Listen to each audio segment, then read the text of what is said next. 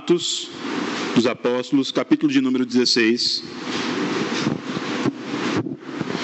Nós vamos ler do verso 16 até o verso de número 40.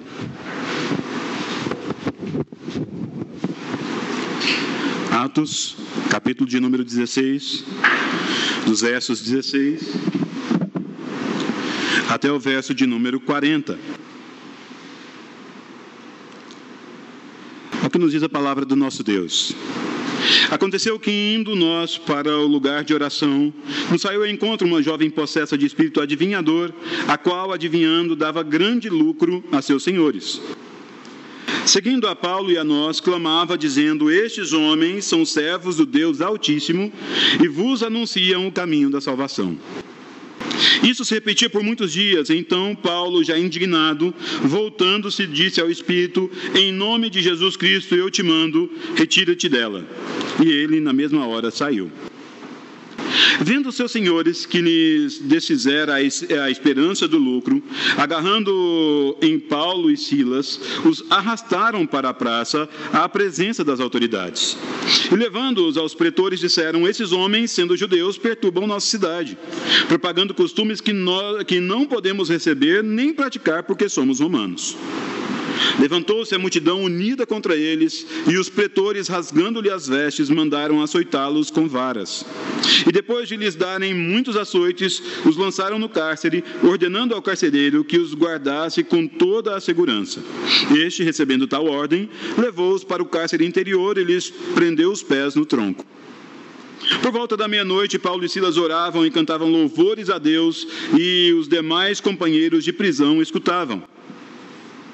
De repente sobreveio tamanho terremoto que sacudiu os alicerces da prisão, abriram todas as portas e soltaram-se as cadeias de todos.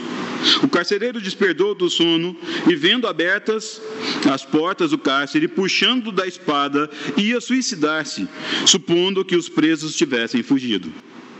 Mas Paulo bradou em alta voz: não te faças nenhum mal, que todos aqui estamos. Então o carcereiro, tendo pedido uma luz, entrou precipitadamente e, trêmulo, prostrou-se diante de Paulo e Silas. Depois, trazendo-os para fora, disse: senhores, que devo fazer para que seja salvo? Responderam-lhe: crê no Senhor Jesus e serás salvo, tu e a tua casa. E lhe pregaram a palavra de Deus e a todos os de sua casa. Naquela mesma hora da noite, cuidando deles, lavou-lhes os vergões dos açoites. A seguir, foi ele batizado e todos os seus. Então, levando-os para a sua própria casa, lhes pôs à mesa, e com todos os seus manifestava grande alegria por terem crido em Deus. Quando amanheceu, os pretores enviaram oficiais de justiça com a seguinte ordem: ponha aqueles homens em liberdade. Então, o carcereiro comunicou a Paulo essas palavras: os pretores ordenaram que fosseis postos em liberdade. Agora, pois, saí e ide em paz. Paulo, porém, lhes replicou: sem ter havido um processo formal contra nós, nos açoitaram e publicamente nos recolheram ao cárcere, sendo nós cidadãos romanos. Querem agora, às ocultas, lançar-nos fora? Não será assim. Pelo contrário, venham eles e pessoalmente nos ponham em liberdade. Os oficiais de justiça comunicaram isso aos pretores, e estes ficaram possuídos de temor quando souberam que se tratava de cidadãos romanos. Então foram ter com eles e lhe pediram desculpas, e relaxando-lhes a prisão, rogaram que se retirassem da cidade. E tendo-se retirado do cárcere, dirigiram para a casa de Lídia, e vendo os irmãos, os confortaram, e então partiram. Meus irmãos, nós estamos tendo uma série de estudos sobre a graça de contribuir. Entretanto, nessa noite, eu alterei um pouco essa sequência nossa de estudos. E gostaria de trabalhar com vocês esse texto que trata sobre uma sequência da viagem missionária de Paulo, Silas, Timóteo e Lucas, à região de Filipos. Isso porque nós estamos vivendo, meus irmãos, alguns dias, nesse início de ano, e talvez já desde há 2 anos atrás, um princípio de sofrimento que parece que ora se esvai e ora volta. algo que está tão comum nos nossos dias, que nós olhamos para as notícias, olhamos para o que está acontecendo, e vem a pergunta: será que está tudo retornando? Será que aquela tensão que nós tivemos, será que o medo, desconfiança, insegurança, mais uma vez vão nos assolar nesse ano? Nós geralmente entramos em sofrimento. O sofrimento tem sido a marca desses 2 últimos, ou talvez até 3 últimos anos. E esses têm sido os nossos dias, meus irmãos, nesses 16 primeiros dias do novo ano, que parece já ter vindo meio desgastado, não é verdade? Um pouco envelhecido, com as mesmas notícias, com as mesmas brigas, com as mesmas tensões. Meus irmãos, quando nós analisamos o sofrimento, e o sofrimento na vida humana, ele é inevitável. Nós geralmente o colocamos como uma consequência dos nossos pecados. Geralmente olhamos para o nosso sofrimento como uma consequência daquilo que nós temos feito de errado. E nesse momento, então, nós fazemos aqui coro aos chamados amigos de Jó. Lembra deles? Elifaz, Bildade, Zofar e Eliú. Aqueles que olhavam para a mazela na qual Jó estava imerso. Perdeu todos os seus bens, perdeu todos os seus filhos, perdeu a sua saúde, só restava a morte. E eles falam: Jó, arrepende, é pecado. Jó, é problema seu com Deus que você não tratou. O problema é que muitas vezes, quando nós analisamos o sofrimento, principalmente na vida do outro, isso se torna até mais fácil de falar: deve ser pecado. Ah, tem problema aí. Quando nós olhamos para a nossa vida, nós ficamos às vezes perplexos e às vezes tentamos enxergar: será que o que eu fiz para merecer tal coisa? Essa é uma pergunta muito comum que vem quando nós estamos no meio do sofrimento. Mas, meus irmãos, eu gostaria de analisar com vocês, à luz do texto de Atos, capítulo de número 16, do verso 16 ao verso 40, que há uma outra fonte para o sofrimento. Nós também podemos sofrer, meus irmãos, quando nós servimos a Cristo. E como analisar esse sofrimento? E como passar por esse sofrimento? Por isso eu gostaria de trabalhar com vocês quando nós sofremos por servir a Cristo. E o texto que nós temos aqui diante de nós está dentro de um contexto um pouco maior. Essa é a segunda viagem missionária de Paulo. Lembra que há uma discussão entre ele e Barnabé. E ali então há uma separação, uma divisão. Ele leva então Silas e também agregado Timóteo, e como nós observamos aqui, o autor do livro de Atos, Lucas, também está com eles. Então, pelo menos esses 4 irmãos estão juntos nessa segunda viagem missionária. Esse é um contexto maior que nós temos. Eles então estavam indo para a região, apontando mais para a Ásia, e Deus os impediu objetivamente: vocês não vão pregar o evangelho lá, vocês vão pregar o evangelho do outro lado, na Macedônia, vocês vão para Filipos. Quando eles entenderam isso, então eles mudam o plano, eles vão para uma outra cidade, e ali então, nós como já estudamos também, eles encontram Lídia, uma vendedora de púrpura, da cidade de Tiatira, e aquela se torna a primeira convertida naquela região. E é interessante que nós observamos que ali a conversão acontece não apenas de Lídia, mas de toda a sua casa. E os discípulos agora se reúnem na casa de Lídia.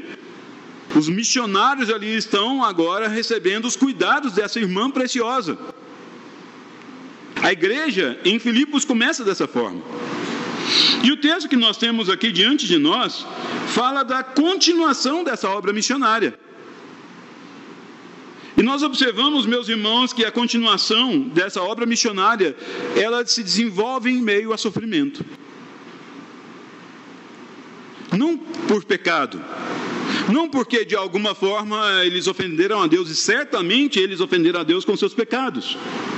Mas o que Deus mostra aqui, nesse texto, é que o sofrimento na vida dos seus servos tem objetivo. que quando você e eu sofremos por servirmos a Deus, isso cumpre aos propósitos maravilhosos de Deus. Às vezes nós não gostamos de ouvir isso. Parece que isso vai contra o nosso senso comum de que, bom, se eu fizer as coisas direitinho diante de Deus, Deus vai me dar coisa boa. E eu vou ficar tranquilo. Uma teologia barata de retribuição.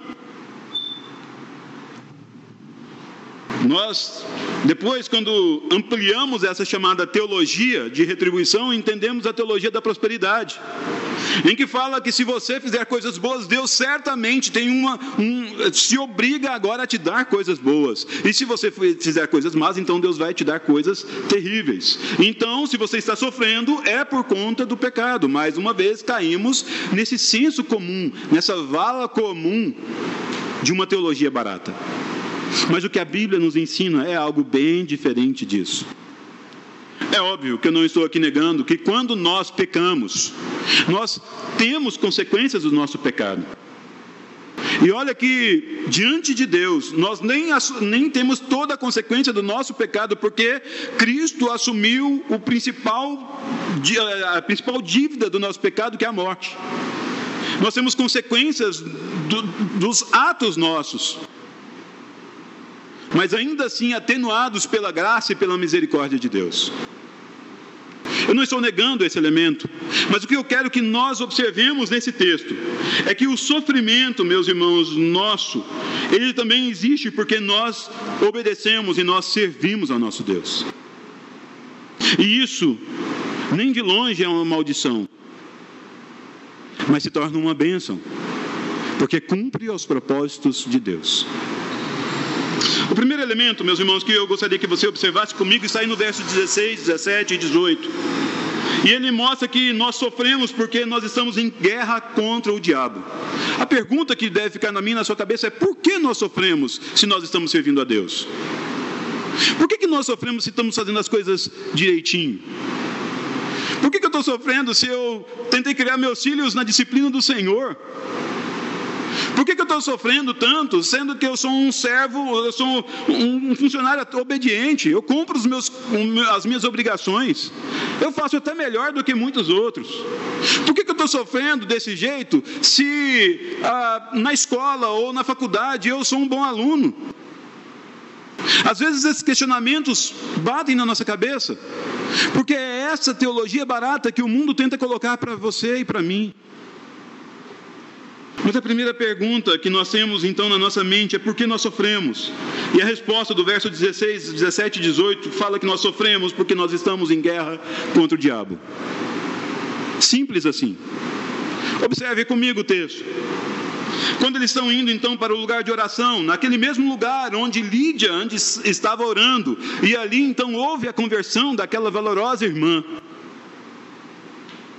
diz que sai ao encontro deles uma jovem possessa de espírito adivinhador, a qual, adivinhando, dava grande lucro aos seus senhores. Ela era uma serva, ela era uma dupla escrava. Ela era escrava dos seus senhores porque ela dava lucro aos seus senhores, e ela era escrava do próprio diabo, porque ela servia exatamente aos propósitos dele.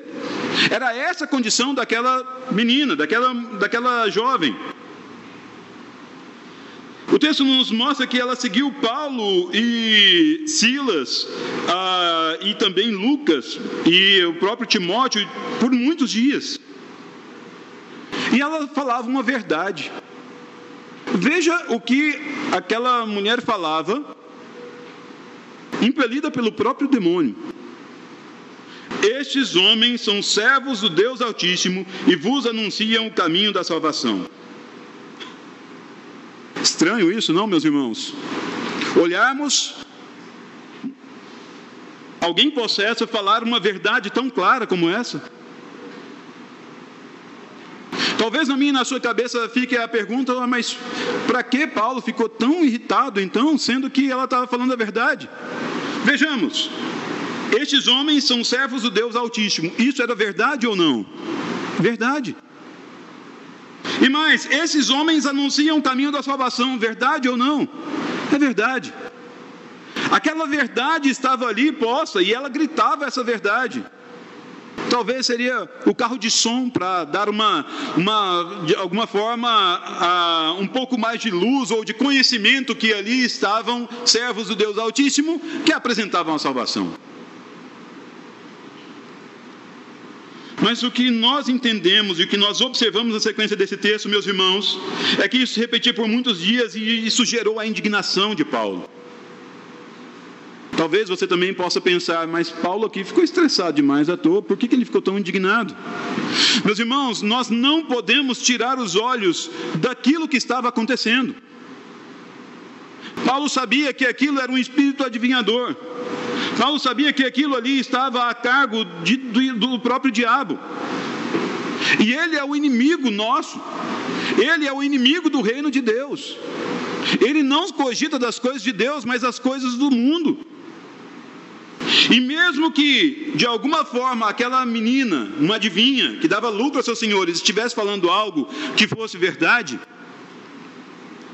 se fosse dado crédito ao que ela estava falando, simplesmente estaria chancelando, ou confirmando, ou carimbando que ela realmente era uma adivinha.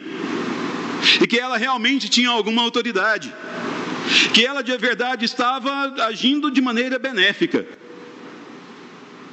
Paulo não pôde suportar aquilo, porque ele reconhecia que, apesar de ter que passar por alguns sofrimentos, ele deveria lembrar sempre que ele estava em guerra contra o próprio diabo e contra as suas forças.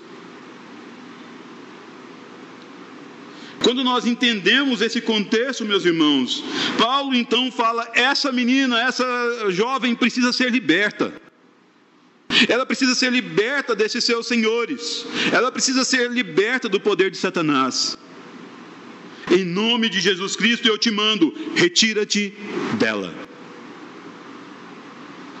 Simples.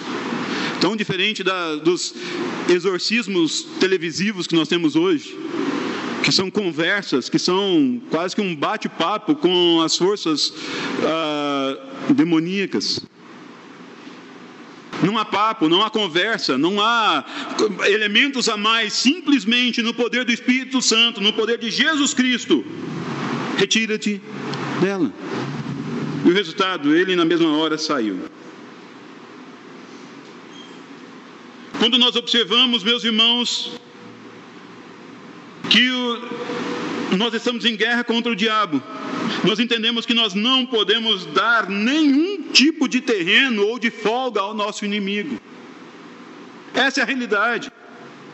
Meus irmãos, nós estamos em guerra. Não estamos coexistindo de maneira pacífica. Satanás é o pai da mentira. Ele está pronto para nos enganar, ele está pronto para fazer de alguma forma algo que pareça bem, que pareça benéfico, que pareça ser de direito, mas tudo com o objetivo de enganar, de roubar e de destruir. Se você vai comigo no texto de 1 Pedro 5, os versos 8 e 9, por favor. Primeira Epístola de Pedro, capítulo 5, os versos 8 e 9. Veja como o apóstolo Pedro nos ensina nessa relação de guerra contra o nosso inimigo. 1 Pedro 5, os versos 8 e 9. Sede sóbrios e vigilantes. O diabo, o vosso adversário, é o vosso inimigo. Ele anda em derredor, como um leão que ruge procurando alguém para devorar. Resisti-lhe firmes na fé, certos de que sofrimentos iguais aos vossos estão se cumprindo na mesma irmandade espalhada pelo mundo. Resisti-lhe firmes na fé. Por quê? Porque o nosso inimigo, ele está contra nós. E isso, por vezes, vai nos gerar sofrimento. Veja que o início do sofrimento, aqui mais especificamente de Paulo e Silas, é exatamente porque eles entendem a luta que eles estão travando e resolvem não aceitar o que o mundo, o que o próprio diabo está falando. E aqui eu gostaria de fazer algumas perguntas para nós aplicarmos isso no nosso contexto. Meus irmãos, como igreja, será que nós temos incomodado o nosso inimigo? Como cristão, você e eu temos confrontado Satanás. Nós estamos resistindo, firmes na fé, apontado às obras injustas do diabo nesse mundo em que nós vivemos. Você e eu fomos chamados a isso. Nós temos confrontado as mentiras e o engano do diabo. Ou será que nós temos sido mais condescendentes com isso que tem acontecido? Vejamos alguns assuntos. Relacionamentos. A liberdade no relacionamento, você faz o que você quiser. Você tem direito de ser feliz. Casamento, você não tem que ter esse compromisso, afinal de contas, você tem o direito de tomar as suas decisões e se o outro não entender, isso é problema. Então, desfaça. O engano da homoafetividade, em que cada um escolhe como vai se relacionar com o outro e ninguém pode falar nada. Meus irmãos, engano e engano e engano de Satanás nos nossos dias. O que dizer do politicamente correto? Não vou fazer isso não para não chocar o pessoal. Afinal de contas, não é? A gente tem que de alguma forma assim, manter uma boa convivência. E nós acabamos aceitando as mentiras de Satanás. Palavras que de repente podem até ser verdade, mas que são utilizadas em contextos errados para propagar as mentiras do pai da mentira. O que falar do não julgueis, onde ninguém mais pode falar que o outro está errado? Meus irmãos, nós estamos vivendo nesses dias. Não se engane. Isso não é apenas uma ardilosidade dos homens. Isso é estratégia de Satanás. E você e eu estamos aqui, como igreja do Senhor, que Jesus pediu para que o Pai não nos tirasse do mundo, mas que Deus aqui nos livrasse do mal. Nós estamos aqui. E por vezes passaremos pelo sofrimento, porque nós precisamos lutar contra o nosso inimigo. Estamos em guerra. E uma dica para mim e para você: não aceite que o diabo dite as normas dessa guerra. Você e eu precisamos nos levantar. As suas redes sociais precisam servir ao Deus Altíssimo e não cumprir os desejos de Satanás.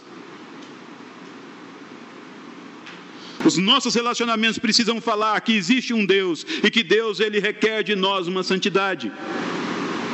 Não que nós simplesmente seremos as pessoas que detêm toda a verdade, mas que em Deus há uma verdade. Nós precisamos lutar com as armas que Deus nos tem dado, meus irmãos. Mas talvez um segundo motivo pelo qual nós sofremos é porque nós não estamos apenas lutando contra o diabo, mas nós estamos lutando contra o mundo, contra esse sistema que está obedecendo às ordens do seu Senhor. Veja comigo o verso 19 até o verso número 24. Observa que quando os senhores daquela jovem viu que eles perderam a esperança do lucro, ou seja, perderam renda, o negócio foi sério. Ela dava muito lucro. Havia ali uma história entre o panteão grego e romano, que havia na verdade um espírito de adivinhação.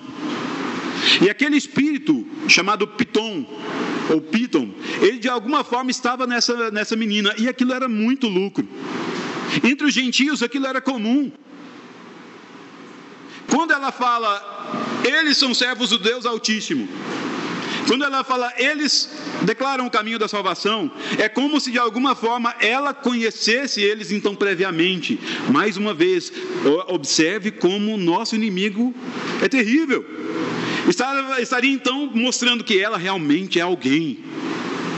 Quando então cessa aquilo, acaba aquele espírito imundo na vida dessa jovem, gera o ódio do mundo aos servos de Deus. O verso de número 19 fala que eles agarraram em Paulo e Silas, os arrastaram para a praça, à presença das autoridades. A praça central era lugar de julgamento. A praça central era lugar também de troca financeira. Era o lugar onde a vida da cidade acontecia. E ali então estava aquela situação. Levando então os pretores, ou seriam aqueles magistrados, eles disseram a eles: estes homens, sendo judeus, perturbam a nossa cidade, propagando costumes que nós não podemos receber nem praticar porque somos romanos. Quando nós observamos aqui então a acusação, uma acusação que ela é de certa forma severa, mas para os costumes romanos, aquelas eram acusações que nem sequer deveriam ser cogitadas antes de um julgamento. Mais uma vez, eles estão aqui diante de um julgamento falso. Quando eles falam que há uma questão entre judeus e romanos, então eles levantam a população contra Paulo e Silas. Eles mexem na ferida da população, porque por alguns anos os judeus e os romanos ali estavam em guerra naquela região, e então os romanos estavam ofendidos com a falta de subserviência dos judeus, e de alguma forma então eles falam: eles são judeus, eles querem outros costumes, e eles então estão errados, e nós não podemos aceitar porque nós somos romanos. Eles são errados porque o fato de eles serem judeus já os torna errados. Veja, meus irmãos, que é levantada aqui uma inimizade. Não se falou nada sobre o fato de eles tirarem a esperança do lucro. Não se falou nada sobre eles libertarem aquela menina do espírito imundo. Não há justiça. O sofrimento já está aqui porque agora eles são injustiçados. A multidão se levanta, porque eles foram ofendidos na sua própria, na sua relação com a sua naturalidade. Romano não pode aceitar uma afronta de um judeu. E então os pretores rasgam as vestes, mandam açoitar com varas, prendem depois de darem muitos açoites, e ordenam ainda que o carcereiro os guardasse com toda a segurança. Quando ele recebe essa ordem, o carcereiro então leva para o cárcere interior e lhes prendeu os pés no tronco. Isso aqui era comum para pessoas que já haviam sido julgadas, e o caso era gravíssimo. Nem mesmo um juízo, nem mesmo um momento justo, um elemento de justiça se deu na vida desses dois missionários. Mas observe comigo o que nós temos em João capítulo 15, o verso 18 a 21. João capítulo 15, o Evangelho de João capítulo 15, os versos 18 a 21. Observe o que Jesus fala aos seus discípulos sobre o que o mundo vai fazer com eles. João 15, de 18 a 21. Se o mundo vos odeia, sabei que primeiro do que vós outros me odiou a mim. Se vós fosseis o mundo amaria o que era seu. Como todavia não sois o mundo, pelo contrário, dele vos escolhi, por isso o mundo vos odeia. Lembrai-vos da palavra que eu vos disse: não é o servo maior do que o seu senhor. Se me perseguiram a mim, também perseguirão a vós outros. Se guardaram a minha palavra, também guardarão a vossa. Tudo isso, porém, vos farão por causa do meu nome, porquanto não conhecem aquele que me enviou. O que Cristo fala aos seus discípulos é: o mundo vai odiar vocês. O que Paulo e Silas entenderam ali, que não apenas estavam lutando contra o diabo, mas estavam lutando contra o mundo. E agora o mundo estava mostrando que eles odiavam a mensagem que Paulo e Silas estavam pregando. E aqui também mais uma aplicação nós precisamos fazer no nosso cotidiano. O mundo tem nos odiado. O mundo tem olhado para nós de forma torta, pelos motivos que deveria ser. Veja, meus irmãos, o mundo tem nos odiado porque nós falamos a verdade, enquanto o mundo gosta da mentira? Ou será que nós temos propagado mentiras e mentiras, sabendo ou não sabendo, por meio das nossas mídias sociais, por meio de palavras que nós não sabemos bem de onde vêm ou para onde vão? Será que as nossas boas obras têm denunciado as más obras do mundo? Ou será que o mundo tem obras mais justas que as nossas como povo de Deus?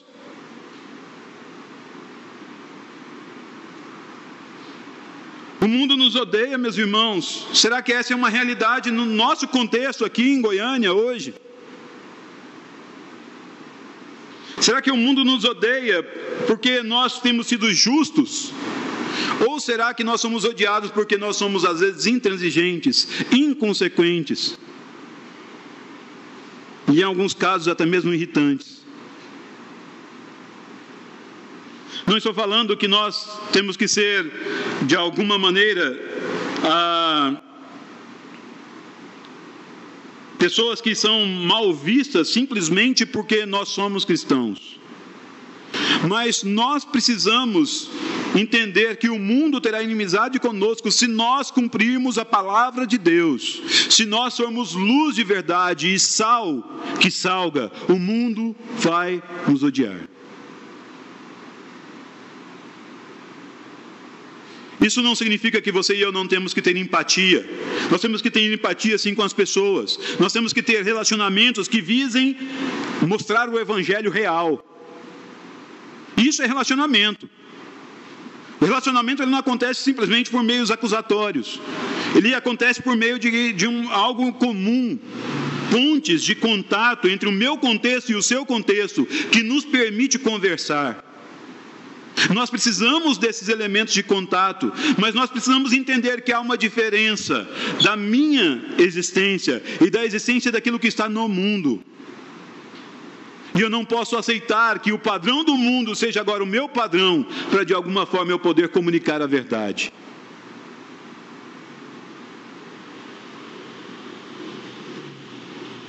Se nós observarmos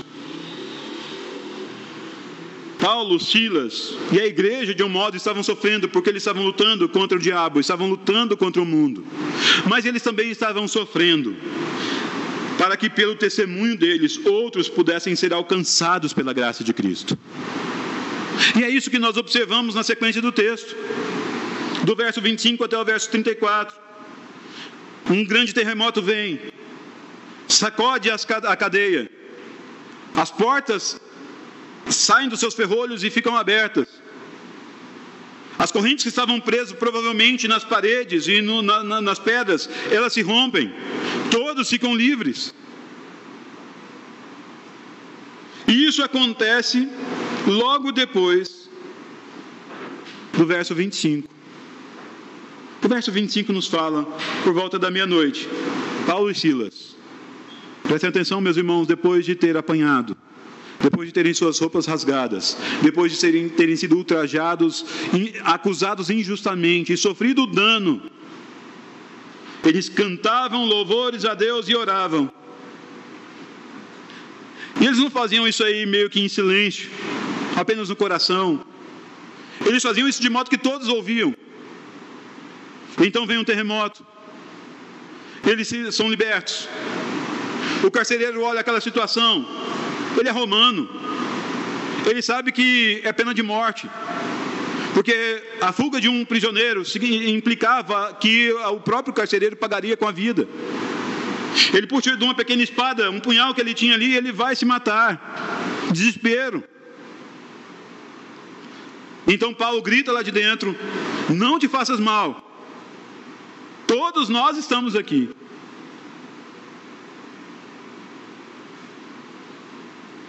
Aquilo muda os conceitos daquele carcereiro. Ele, trêmulo, perdido, entra, meio que precipitado, para ver o que está acontecendo. E então ele se prostra diante de Paulo e Silas, reconhece que ali há autoridade. O sofrimento daqueles irmãos, que não estavam reclamando, mas estavam louvando a Deus e cantando ao Senhor, orando, pedindo que Deus estivesse os fortalecendo. Aquela pessoa então reconhece: esses homens são diferentes, esses homens eu devo chamar de Senhor, de senhores. Ele então fala no verso de número 30, senhores, que devo fazer para que seja salvo? Veja que a pergunta dele não é apenas algo trivial, mas é algo que está falando, eu preciso de ter essa certeza, eu preciso de ter essa verdadeira salvação. E então aqueles homens, não levando em consideração os açoites, as dores, eles responderam, crê no Senhor Jesus e serás salvo, tu e tua casa. E lhe pregaram a palavra de Deus e a todos os da sua casa. Estavam prontos a pregar. Meus irmãos, quando eu sofri um acidente no mês de outubro, confesso que as dores não estavam me animando a fazer nada. Queria ficar calado, doía menos. Eu não estava muito disposto a pensar ali naquele momento que estava acontecendo, o que eu poderia fazer. Eu estava simplesmente curtindo a minha dor. E aqueles irmãos ali, pela ação do Espírito Santo, estão orando e louvando ao Senhor. Por quê, meus irmãos? Porque eles entenderam que o sofrimento por Cristo é natural. Porque eles entenderam que o sofrimento por Cristo poderia levá-los a isso que eles estavam aqui esperando.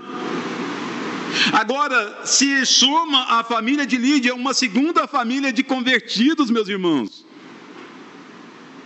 Veja que não foi da pregação na praça pública, que não foi no lugar de oração, mas foi de dentro de uma prisão que Deus suscitou ali pessoas que ouvissem o Evangelho e que aceitassem que em Cristo e apenas em Cristo existe salvação.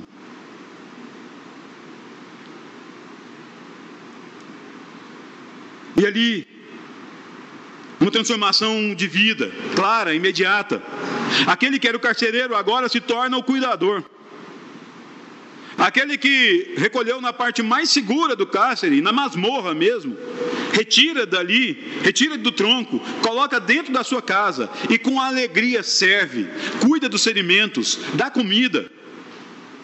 Isso é transformação, meus irmãos. Por quê? Porque dois servos de Deus entenderam que o sofrimento deles poderia servir a um propósito maior,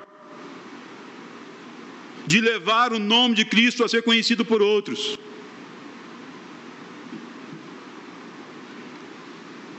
E é interessante que aquele homem que agora estava lavando os ferimentos de Paulo e Silas, por meio da água também é batizado, tanto ele quanto todos de sua casa. Segunda família para a igreja de Filipos. Meus irmãos, por último, nós precisamos entender que nós também sofremos, para podermos confortar aqueles que estão passando por dificuldades como nós. Paulo e Silas resolvem conversar com os seus pretores, com os magistrados, mostram que houve injustiça, mostram que não houve o julgamento correto, tratam isso. Eles então são retirados do cárcere, há um pedido de desculpas. Aqueles magistrados agora conferem uma honra a Paulo e a Silas, falando que, olha, vocês são justos realmente. E aqueles então irmãos voltam para onde? Para a casa de Lídia. E vejam comigo no verso de número 40. Tendo-se retirado do cárcere, dirigiram-se para a casa de Lídia, e vendo os irmãos, os confortaram. Veja que não são os irmãos que confortam Paulo e Silas.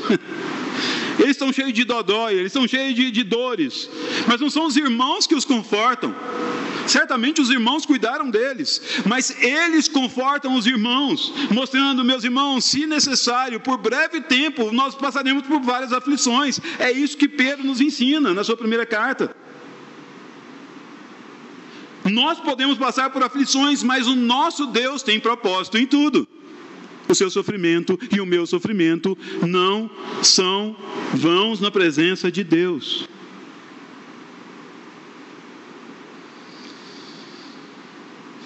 Deus sempre cumprirá o propósito dele para mim e para a sua vida, mesmo que seja por meio do sofrimento. Você e eu, muitas vezes, sofremos, sim. Porque nós estamos lutando contra pecados terríveis.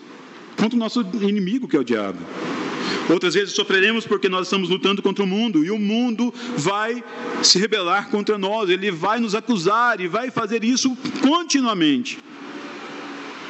Mas que nos lembremos que pelo nosso sofrimento, Deus pode nos dar oportunidade de mostrar a graça do Senhor. E que pelo nosso sofrimento, nós também podemos confortar aqueles que de igual modo também estão sofrendo. Eu quero te convidar, nesse ano, apesar de todas as dificuldades que nós temos, já desde o início, apesar das dúvidas, das incertezas, que nós reclamemos menos dos nossos sofrimentos. Que nós nos lembremos que Deus tem propósito com tudo quanto Ele faz em nossas vidas. E que isso nos faça lembrar da graça que Ele já derramou em nossas vidas por meio de Cristo Jesus. Vamos orar mais uma vez? Deus amado, obrigado por Sua palavra, porque ela nos instrui. Obrigado por Sua palavra, porque ela é tão clara, Pai, para tratar no nosso coração aquilo que precisa ser tratado. Obrigado, Pai, porque primeiramente o Senhor moeu meu coração de forma a reconhecer que o Senhor tem domínio sobre todas as coisas, inclusive sobre o meu sofrimento. Me ajuda e nos ajude como igreja também a enxergarmos isso todos os dias, Pai. Eu não sei qual o nível de sofrimento que cada um dos meus irmãos está passando. Alguns são sofrimentos emocionais, outros são sofrimentos espirituais, outros são sofrimentos físicos. Pai, nos ajude a entendermos que nós não temos o papel de simplesmente ficarmos reclamando, mas que o nosso papel é de olhar para tudo isso e ainda assim render glórias ao Senhor, pedindo que a Sua vontade, que é boa, perfeita e agradável, seja efetuada em nossas vidas.